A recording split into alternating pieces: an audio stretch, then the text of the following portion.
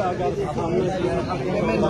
Family ہے، ہمیں وکلا سمیت جتنے بھی لوگ ہم مکاتب فطر کے لوگ ہیں، ہمیں بڑھ چڑھ کر اس ایفرٹ میں حصہ لینا چاہیے اور جو قربانی ہم سے ہو سکے وہ دینی چاہیے.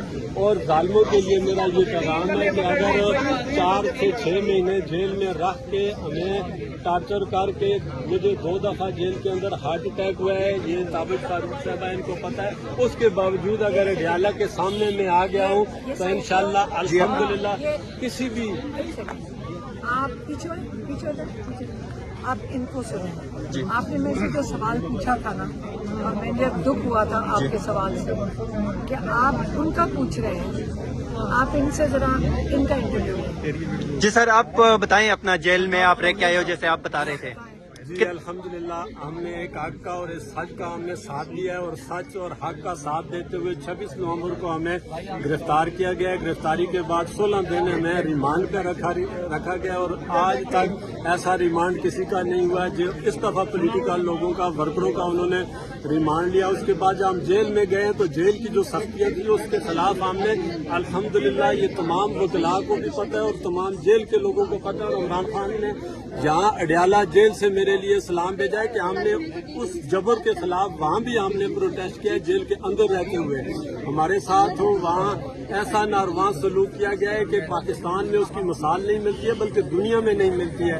ہماری آواز کے اوپر ایک ٹیم آئی ہے جو ہم سے ملنے کے لیے آئی ہے، اور ہمارا وہاں پہ بلاک نمبر 4 تھا، اس بلاک نمبر 4 تک اس ٹیم کو نہیں پہنچنے دیا گیا. اس ٹیم کا نام ہے انسانی حقوق کی ٹیم. وہاں پہ انہوں نے ہمارے ساتھ ملاقات نہیں کیا. رہی بات ڈرنے کی، ہمیں دھمکانے کی، ہمیں نیچا دکھانے کی، تو الحمدللہ اگر 4 سے 6 مہینے جیل کے اندر رہ کے 2 دفعہ ہارٹ اٹیک ہوا ہے، اگر عمران خان کے ساتھ کھڑا ہوں اور میرے ساتھ پوری ٹیم ہزارے سے آئی ہے، اگر ہم کھڑے ہیں تو انشاءاللہ اس بات کا ثبوت ہے کہ اس قوم کو نہ وہ دبا سکتے ہیں نہ جتا سکتے ہیں. انشاءاللہ کے اوپر کھڑے، اور انشاءاللہ ہمارا جینا مرنا عمران خان کے ساتھ ہے. اس کی ایک وجہ ہے، ایک لاجیکل طور پہ ہم بات کریں گے. عمران خان ایک ایسے نظریے کا نام ہے جو عمران خان قوم کی بات کرتا ہے، ملک کی بات کرتا ہے، اور ہمیں وہ ملک اور قوم کی بات عزم نہیں ہو رہی ہے. ایک طبقہ ہے جو عمران خان کو دبانے کی کوشش کر رہا ہے. دیکھا جائے تو پاکستان کی 72% جو عوام ہے وہ پاکستان کی عمران خان کے ساتھ کھڑا ہے. اور دنیا میں اگر دیکھا جائے تو جو عوام کا ویژن ہوتا ہے، جو عوام ہوتی ہے، اس کی بات سنی جاتی ہے. لیکن یہ ایک ایسا پاکستان کا ایک طبقہ ہے کہ جو پاکستان میں عوام کو قربان کر رہے ہیں، ان کی آواز دبانے کی کوشش کر رہے ہیں. ہمارے وکلا کو مصیبتوں اور دکھوں کا جو سامنا کرنا پڑ رہا ہے وہ بھی مجھے پتا ہے. ان کو کسی بھی عدالت کے اندر سچ بولنے کی اجازت نہیں دی جا رہی ہے. تو یہ جبر ہے، یہ ظلم ہے، اور اس ظلم کے خلاف ہم کھڑے ہیں، اور انشاءاللہ اس کے خلاف کھڑے رہیں گے. اور اگر قربانی دینی پڑے تو انشاءاللہ اس کے خلاف ہم قربانی بھی دیں گے اور عمران خان کے ساتھ کھڑے رہیں گے.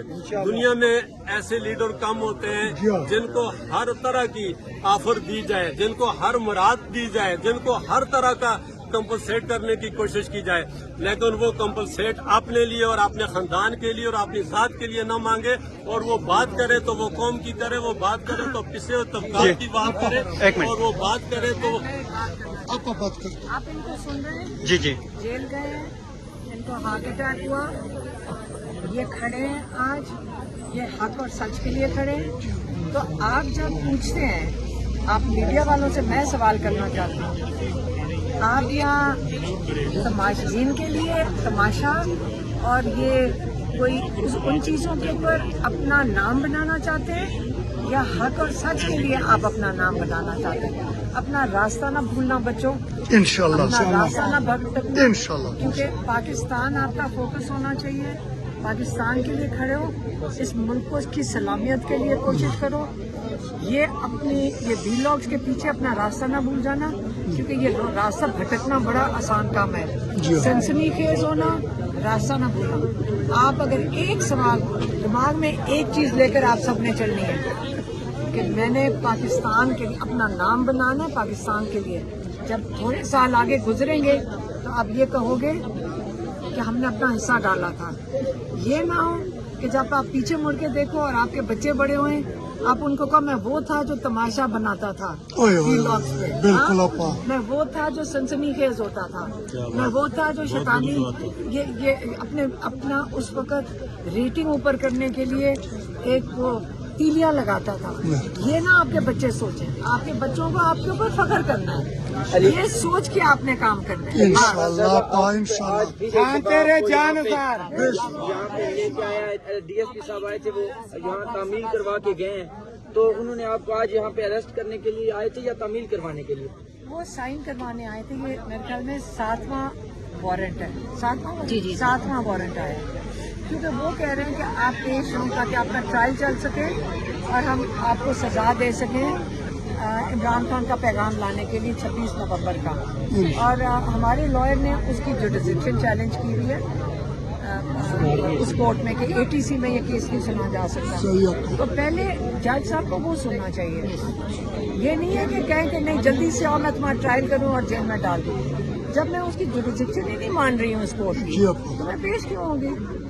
ये हम इंसाफ के लिए जा रहे हैं या तमाशा बनाने जा रहे हैं? आप इंसाफ दें, नहीं देना तो नाहक आपने कैद में डालना तो कैद में डालें, नाहक कैद में डालेंगे, नाजायज होगा, इलीगल होगा। याद रखें जो ये इलीगल काम करेंगे आज, ये तो आज कह देंगे जी हम मजबूर हैं। हाँ, कल वो कातिल भी कहते हैं जी मैं मजबूरी में कत्ल किया है, वो कहते हैं कि जी मैंने कत्ल किए सारे मजबूरी में। ये क्या मजाक है?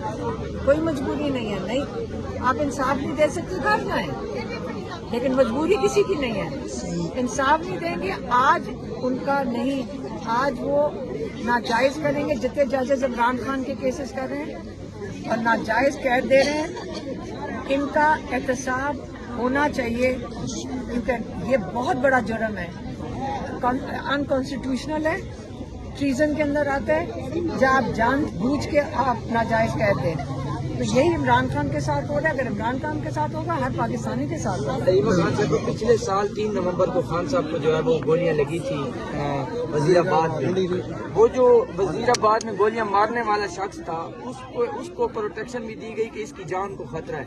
और वो शख्स जिसको गोलियां लगी थी उसके लिए जो है ना वो कहा गया था कि आप अदालतों में आएं, आप पेश हों और आप अपने जो है वो जो केसेस है उनको फेस करें। जो JIT रिपोर्ट है, याद रखें, जो JIT रिपोर्ट है, और ये आज का सिस्टम नहीं है, लियाकत अली खान से चला आ रहा है। जो ये कत्ल इसी तरह ही करते हैं। बेनज़ीर के साथ भी यही किया था और इमरान खान के साथ भी वही किया। क्या किया इन्होंने? नीचे से इसने गोलियां चलाई हैं, ऊपर से 2 स्नाइपर थे। और ये JIT में क्योंकि 3 किस्म के बुलेट्स हैं, 3 फर्क डायरेक्शन से गोलियां चली हैं, 13 लोगों को गोलियां लगी। तो इसलिए ये जो सिस्टम है, एक उस गरीब को जिसको पता नहीं ड्रग एडिक्ट होगा, पता नहीं क्या बंदा, वो लगता ऐसे ही है, उसको इन्होंने सैंपल के लिए रख दिया। जो असली पीछे स्नाइपर से वो किधर है? किसका इलाका था? कौन थे उस इलाके के लोग? आप चेक करें, सारा कुछ JIT के अंदर है, JIT रिपोर्ट में। आपने अगर चेक करना हो, आप JIT की रिपोर्ट जरूर चेक करें। और ये जान के एक सैंपल करके इसको सजा दे देंगे, इस बंदे को फिर पिछले दरवाजे से निकाल देंगे उसको, क्योंकि आप तो भूल जाएंगे उसको, शीशे जेल के दरवाजे से निकल जाएगा। जो असली स्नाइपर है जिन्हें गोलियां चलवाई हैं, वो आपको कभी सामने नहीं मिलेगा। रहीमा खान साहब ये बताइएगा, आपकी आज भी मुलाकात नहीं करवाई जा रही, यहाँ पे फिर रोका जा रहा है, तो आप जा रही हैं अभी? चेक करने जा रहे हैं।